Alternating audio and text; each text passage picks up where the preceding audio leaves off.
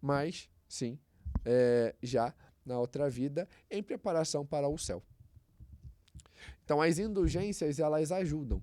Por exemplo, dia 2 de novembro, no dia de finados, temos indulgências aplicáveis aos mortos, aqueles que estão no purgatório, que necessitam das nossas orações, porque não podem fazer mais obras por si, e que, então, rezando aqui e tendo as disposições necessárias, ou seja, estar em estado de graça, comungar, rezar pelo Papa e visitar o cemitério.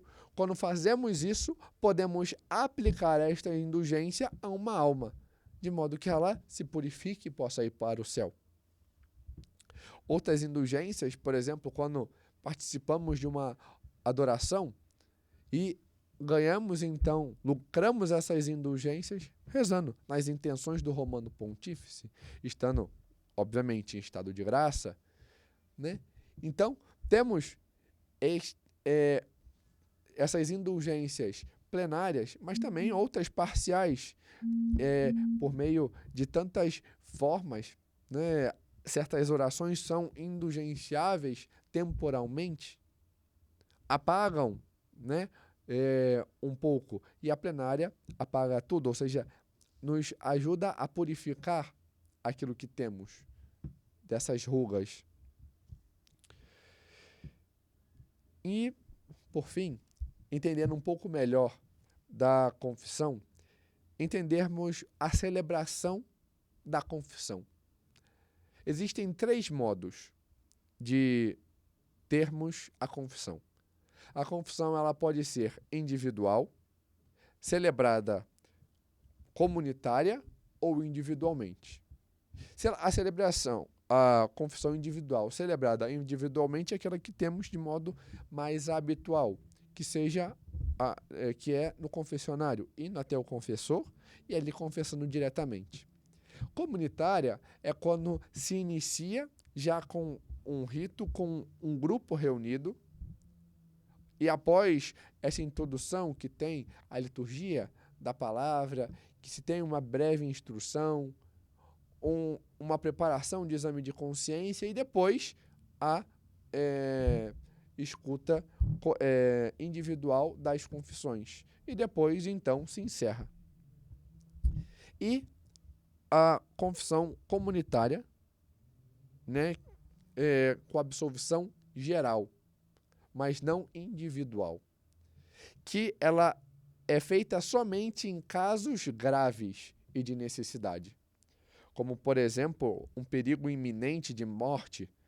Suponhamos que um avião estivesse caindo e tivesse um padre, não daria tempo dele confessar a todos, então ele pode dar absolvição ali geral, a confissão comunitária com essa absolvição geral. Mas, porque é um perigo iminente de morte. Ou, por exemplo, diante de certa situação que não se pudesse atender a um grupo por certa situação, e então é necessário daquela forma. Mas esse tipo de confissão, ele requer uma necessidade, que é ter o propósito do sujeito, ou seja, do penitente, de confessar os seus pecados mortais o mais brevemente possível com o confessor de modo pessoal, ou seja, uma celebração individual, né? É necessário, né? Bom, além da confissão, o sacramento de cura também tem a unção dos enfermos. E o que é a unção dos enfermos? Novamente, na Lumen Gentium, no ponto 11, e recordado pelo Catecismo, no ponto 1499, apresenta o sentido da unção dos enfermos. Pela sagrada unção dos enfermos e pela oração dos presbíteros, os padres, a Igreja toda entrega os doentes ao cuidado do Senhor, sofredor glorificado, para que os alivie e salve. Exorta os mesmos a que, livremente, se associem à paixão e à morte de Cristo e contribuam para o bem do povo de Deus.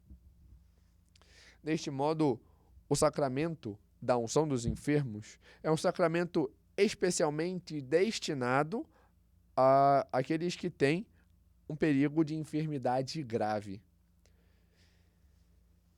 Ou seja, que não é, infelizmente, alguns acham que este sacramento é o sacramento do está acabando, dos 45 do segundo tempo, aonde a pessoa não está com risco iminente, está morrendo e só chamam naquela hora. Não é isso. E até mesmo o catecismo recorda isso no seu ponto 1514, quando vai apresentar quem são os sujeitos do sacramento, né? Porque o sacramento é para quem está doente e para que ele possa se fortalecer em relação àquela doença e podendo ter até a cura, se for para a sua salvação. Mas é para dar um conforto, um alívio, e aquele conseguir lutar e se associar à paixão de Cristo, e não meramente para estar morrendo. Que isso acabou entrando na consciência de muitas pessoas, o que é errado. Bom, no ponto 1516, o catecismo, aprofundando e continuando, apresenta quem são aqueles que são os ministros deste sacramento. E os ministros desse sacramento, assim como no sacramento da penitência, são os sacerdotes, ou seja, os bispos e padres. Aqueles que são, pela Sagrada Ordem, configurados a Cristo sacerdote. E os sujeitos, que é apresentado no ponto 1514 e 1515, são os fiéis, ou seja, aqueles que são batizados e que estão acometidos de uma doença grave, ou seja, aqueles que têm um perigo de morte. Além disso, que têm debilidades físicas, que estão próximos de fazer uma cirurgia de alto risco ou até mesmo pela velhice, onde a idade já se torna uma fragilidade para a sua saúde. Neste sentido, estes que são os sujeitos, eles têm esse sentido de, em relação ao agravamento da sua doença, ou seja, eles podem acorrer o sacramento da unção, ele não é só para receber de uma vez, né? Ele pode ser recebido mais de uma vez. E quando uma pessoa que tem já uma debilidade física, de doença, né? E que é grave, recebeu a unção, diante do agravamento da sua doença ou da sua permanência, pode receber novamente. O mesmo iminência de uma cirurgia, então, nesse sentido, para que estes possam, possam ter este auxílio espiritual para se associarem cada vez mais a Cristo e ter esse conforto para superarem a sua doença.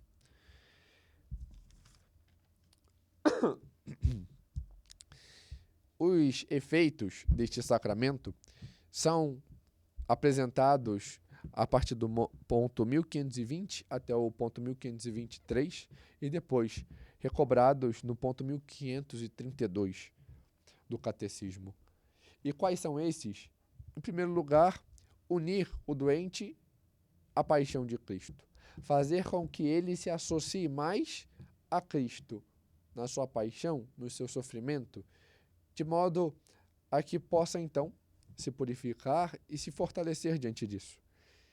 Além disso, um conforto, a paz e a coragem para sustentar aquele penitente, aquele doente, cristamente em seus sofrimentos, né, de sua doença ou na velhice.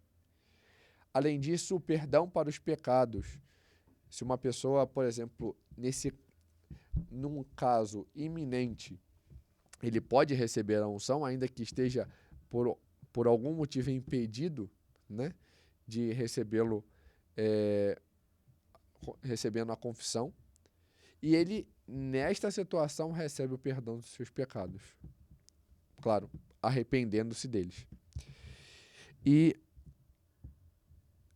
tem-se uma preparação dele mesmo para a passagem para a vida eterna, e além disso, se convier à sua vida espiritual, a restituição da sua saúde, né? Aí como graça divina, podendo recobrar a saúde daquele penitente, daquele doente. E como se celebra o sacramento? O sacramento, ele pode ser celebrado dentro da missa. Tem-se a missa para os enfermos. Em geral, no dia de São Camilo de Leles e no dia de Nossa Senhora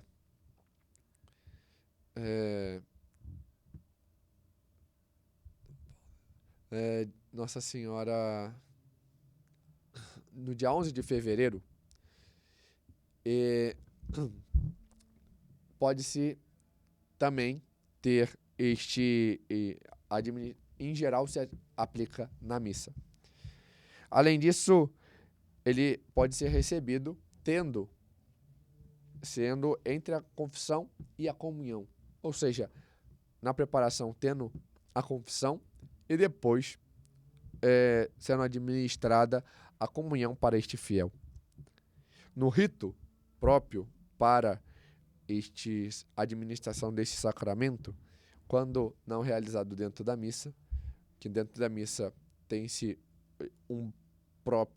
uma ordem, que se no inserir-se dele